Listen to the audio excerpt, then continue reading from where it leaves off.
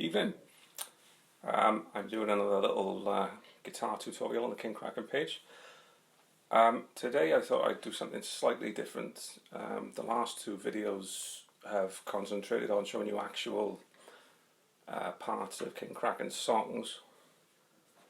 I thought I'd try and potentially be a little bit more useful by concentrating on an actual technique this evening instead of just showing you one of my own parts.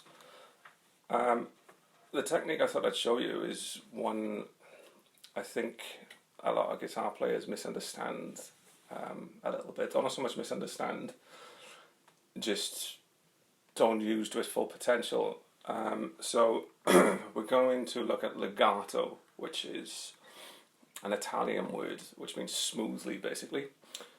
In the context of a guitar, what that means is playing notes using hammer-ons, pull-offs and slides. So, for example,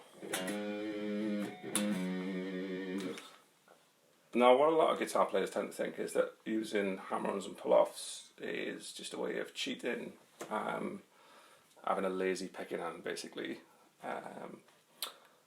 So I thought I'd show you some ways that you can use it, which isn't just being lazy with picking. So what we're going to look at first is what's called the legato half roll. It's best applied to 3-note per string scales. You can use it with pentatonics as well, which maybe we can get to at a later date. But for today we'll be focusing just on the first shape of the G major scale, using 3 notes per string. So the scale itself is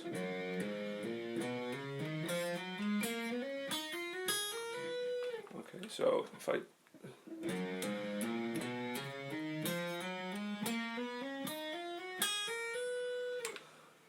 okay, so the basic idea, there's 3 notes on every string.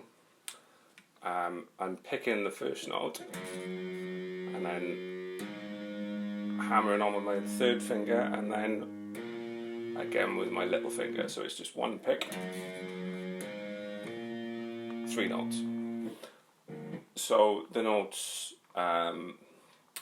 you can look online to learn the scale shape. It can be applied to any scale, obviously, but the good thing about shape 1 of the major scale is that each pair of strings is the same fingering, so it's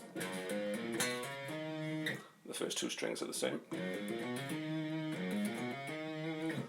and then the next 2 strings, and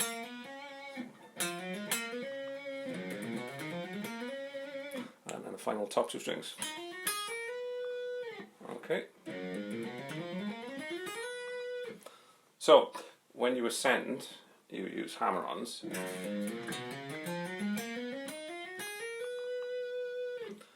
And when you descend, you use pull-offs. Now, with the pull-offs, you can pick once on each string, so you pick, pull-off, and pull-off. What I tend to do is just not pick at all with the pull-offs. So, if I was playing this scale from top to bottom, I'd pick the first note just to just for articulation, but every other note. Okay, so that was a little bit noisy there when my hand moved. So yeah.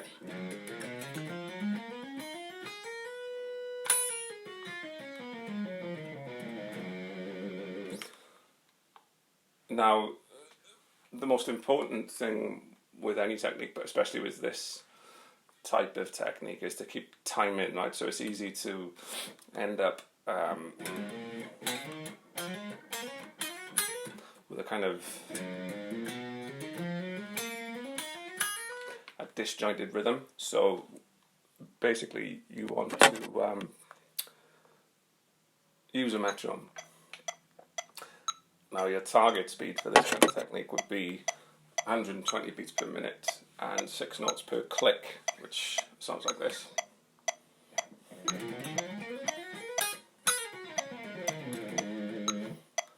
It's easy to generate speed once you get this under your fingers. So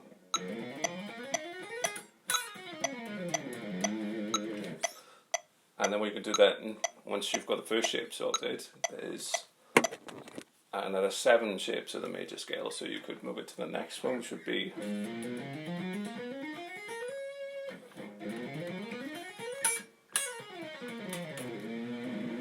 or the third one,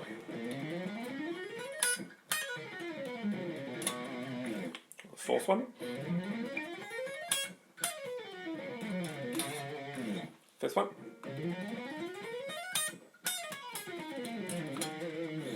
and the sixth one,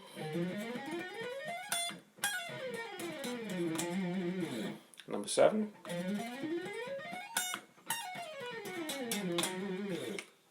and then the first shape up an octave.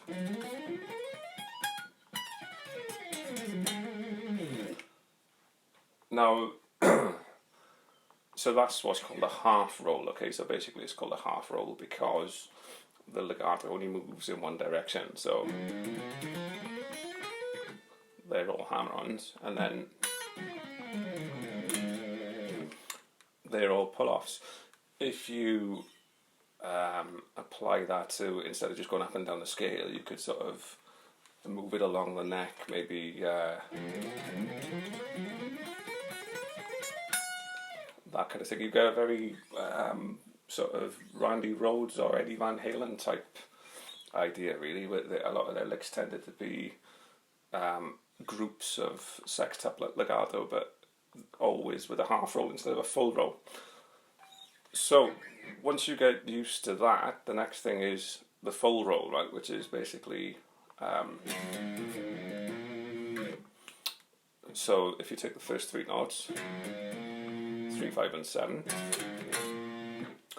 to do a full roll you would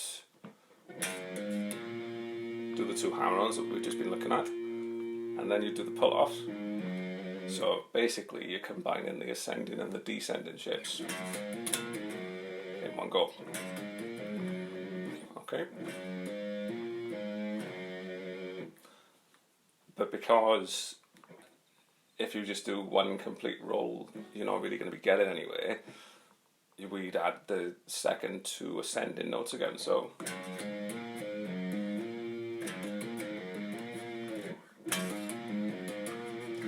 and then you can move up to the next string,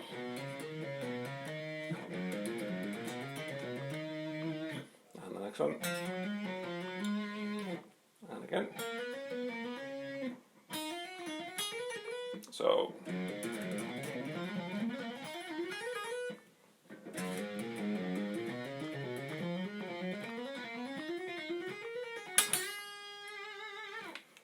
okay, so if we try that with a metronome, the problem that you've got with the full rolls is that, I mean, this full roll itself is 7 notes, so it's a bit of an odd note grouping. But if you just pick a tempo, we'll stick with 120, and aim for the first group of 7 to land on each click, you'll end up with something like this.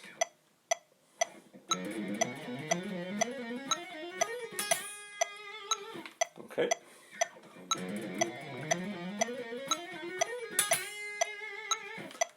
If we maybe try that a little bit slower, try it at 80 just so it doesn't sound like a complete blur of notes. Okay, so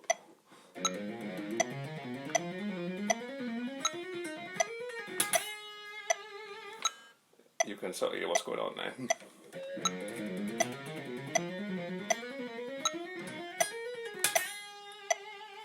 Okay, turn that back off a second. So once you get used to combining hammer-ons and pull-offs, you can basically use any combination that you like. So there's a couple of different formats that I like to practice just to, well, just for the sake of practicing, really. So I quite like groups of 4 where you play the first note, the third note, the second note, and the third note. So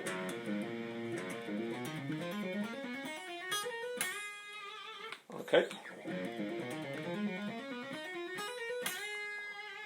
you can also reverse that. So you play the third note, second, back to the third and to the first.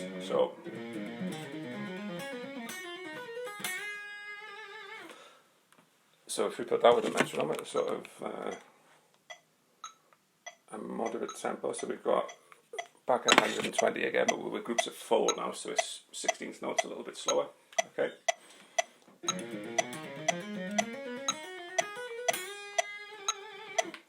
So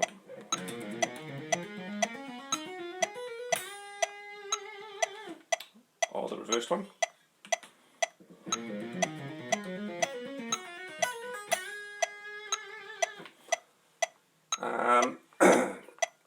There's other ones as well, so if we try a group of 5, it's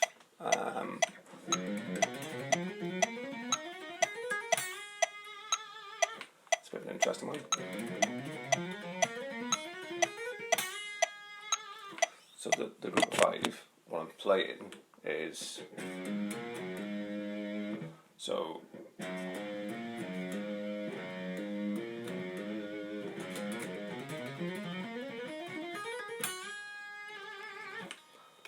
okay, or maybe a group of 6.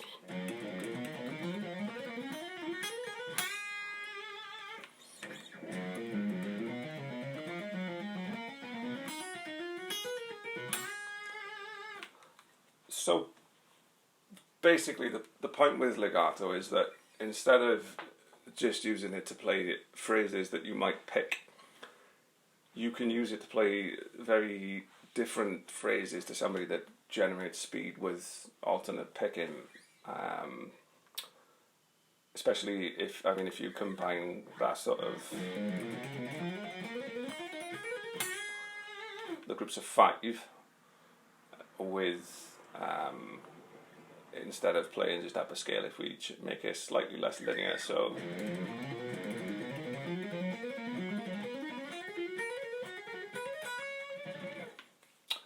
it's just, if you listen to somebody that picks, like, you know, Ingrid Malmsteen, maybe he's never going to play that sort of shaped phrase, so you end up with different ideas as opposed to just cheating. You know, it's not a cheat technique, it's a different technique for generating speed.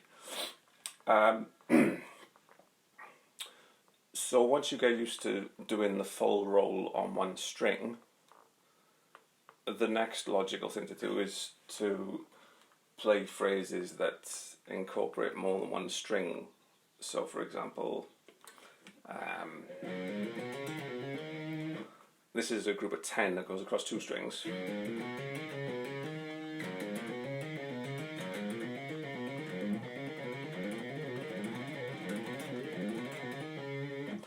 Okay, so I tend to practice this one 5 notes to a click, so the phrase will go across 2 clicks of the metronome, and then you move on to the next 2 strings. So that would be.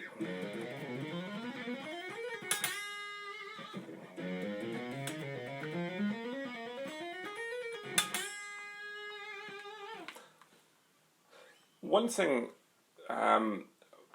when you practice a technique and you're using it as an exercise, I mean, this is literally just a scale that you are practicing. When you finish the phrase, it's important to, like what I'm doing over there, we're finishing the scale with a bend, right? So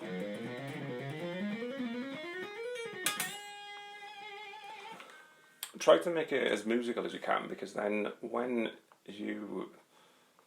you're practicing a technique, but you're also practicing making music essentially, and you know, keeping it musical with the vibrato at the end. Because a lot of times you'll see guitar players and you can tell when they're playing something in a solo that is basically an exercise that they've been practicing, because they change their posture and the way they play.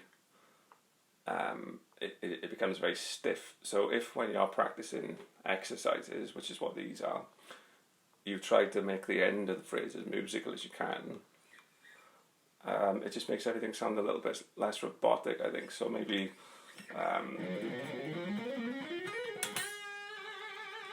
you could end the phrase differently.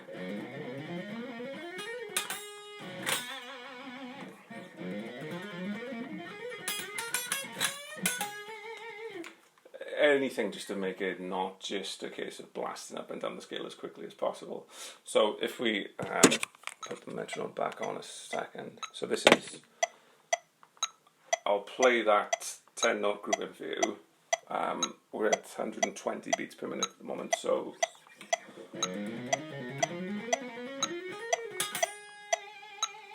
okay.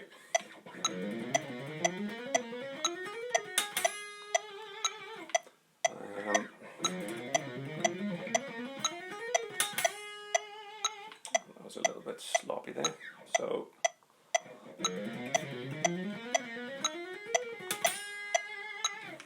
I tend to play it a little bit quicker than that, so if we turn the metronome up a second, so 160 beats per minute, okay.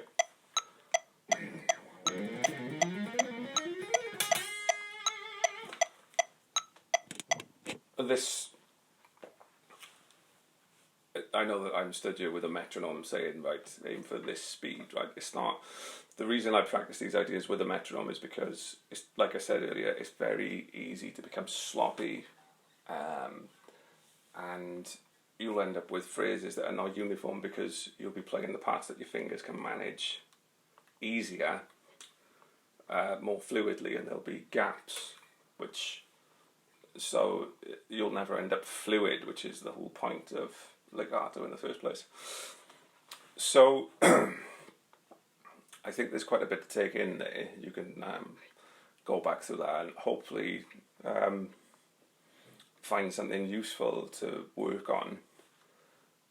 And if there's any interest, then basically next time I'll show you the missing piece, what really finishes the legato technique off. And basically, once you add the next parts, it takes scale shapes and transforms them into actual musical passages. But before we add that, I think you need to get this idea under your fingers. You can use any scale shape, obviously. 3-note per string pentatonics are good for the technique. They're just a little bit more difficult than the major scale that we just looked at. So, yeah, I hope that was useful. Get practicing.